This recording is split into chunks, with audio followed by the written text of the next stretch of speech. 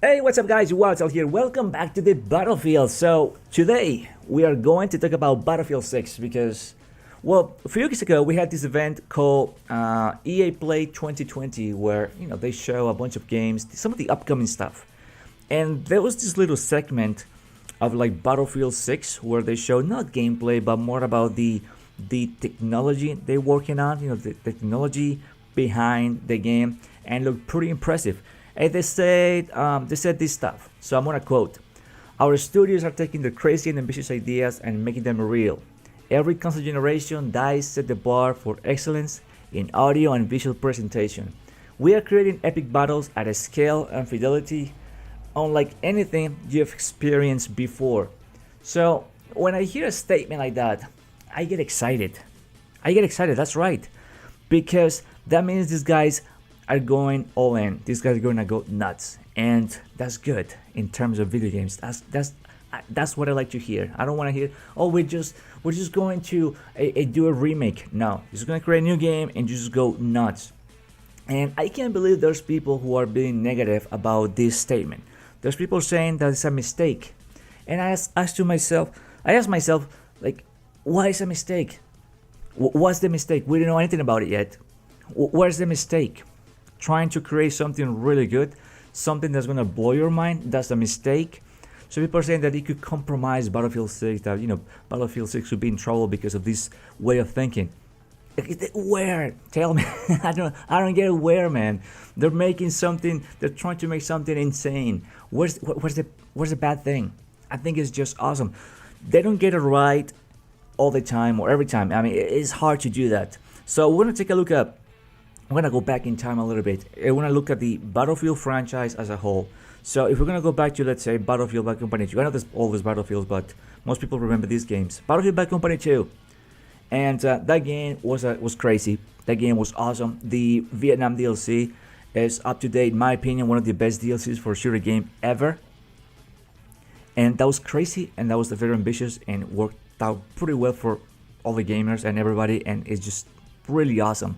If we go to Battlefield 3, the whole game was crazy. The whole game was awesome. Everything from map design, sound, visuals, or little things such as the counter knife was just crazy. Again, the crazy keyword, very ambitious, all this stuff. If we go back to, let's say, since we're looking at the Battlefield franchise as a whole, Battlefield Hardline, which wasn't a bad game, man. Up until now, 2020, probably 2021, there's people playing that game because it wasn't that bad at all. It was the cops and robbers. People really didn't get much into it, but the game was really good. It was really fun and was entertaining. I posted a couple of videos. I'll post a link on the comment below if you guys want to see some M16 gameplay. But the game was really good. So if we go back to like Battlefield 4, Levolution. See, all those little things are crazy and ambitious idea, and that's what made the game what it was. Great, right? I know Battlefield 4 didn't have a good start, but 6 months later the thing was just a behemoth, was a monster, could not be stopped. Such a fun game to play.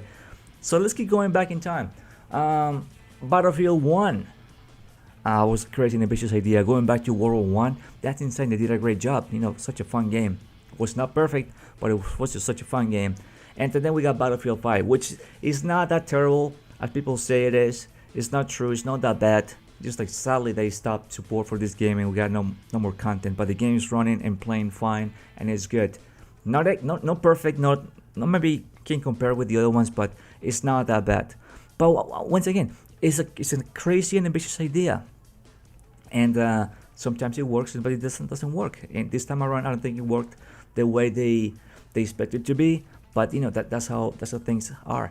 So I just don't get the amount of negativity, man. When I hear something such as, every console generation dies set the bar for excellence in audio and visual presentation, and after what we saw, the little glimpse of technology, man, I think it's gonna look awesome. I think it's gonna look awesome. It's gonna be there. That audio, that visuals, like that wow factor, I think is gonna come back, and I hope it comes back.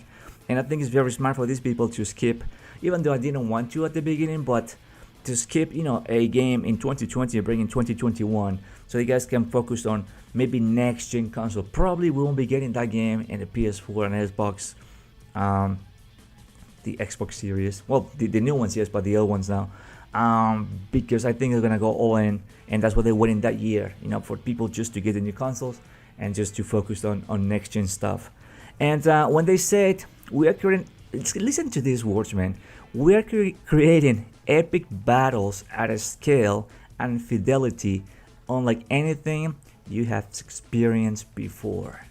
So, what could we be talking about? A conquest, 100 versus 100, and an insane. Well, maybe battle royale. I'm not a crazy fan of VR games, but it could be good. Well, but epic battles to me is saying that these guys are going to bring all these insane modes with more people in it, crossplay included.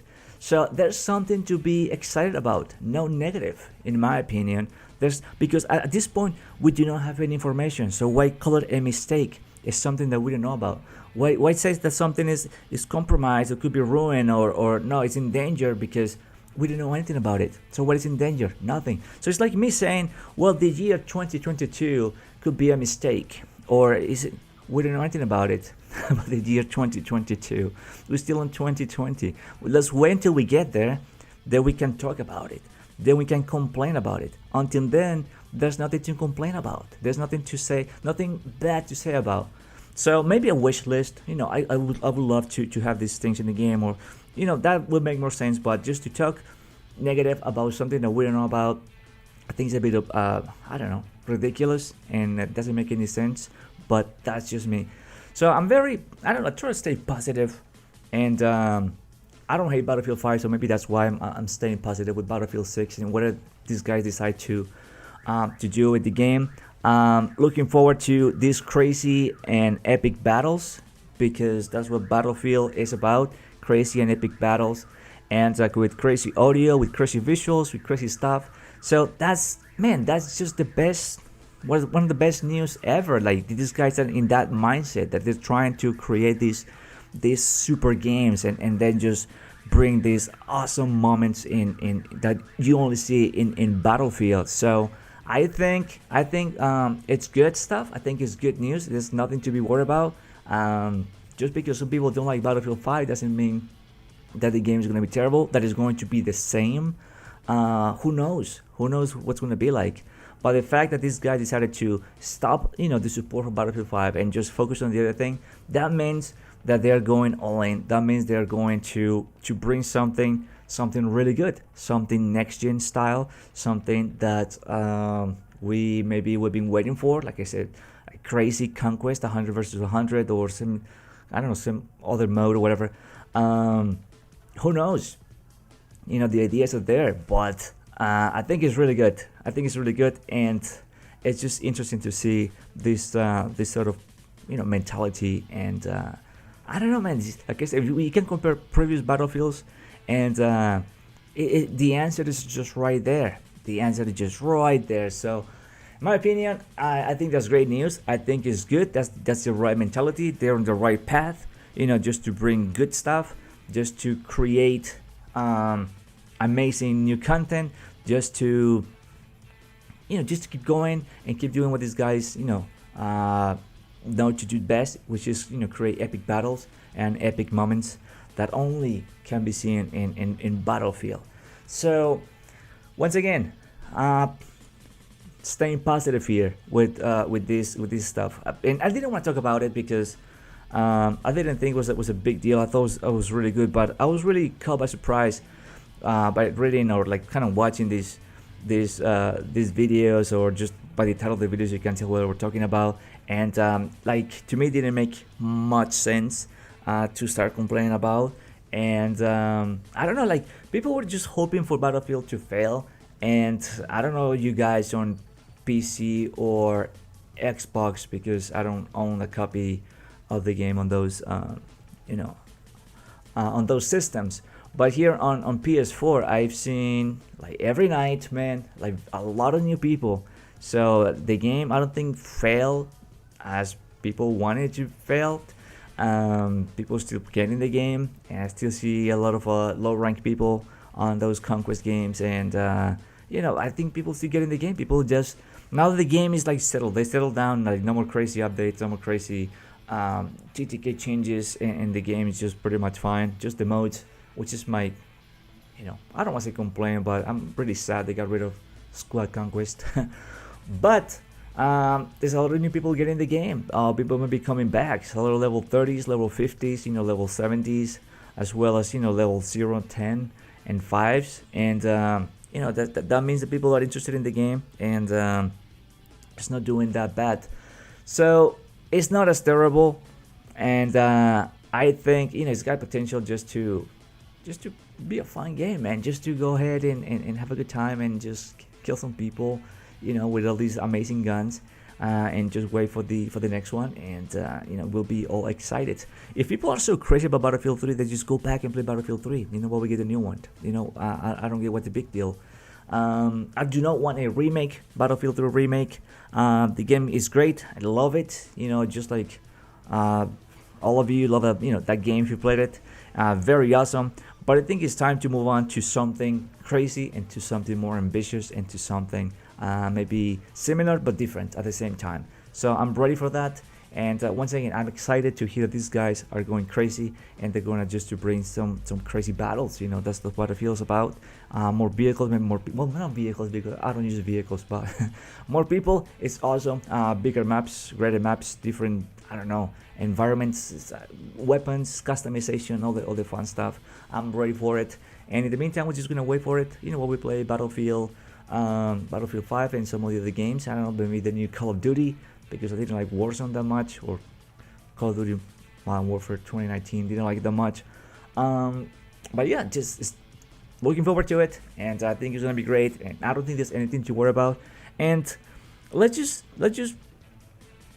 wait, like let's just think that we can always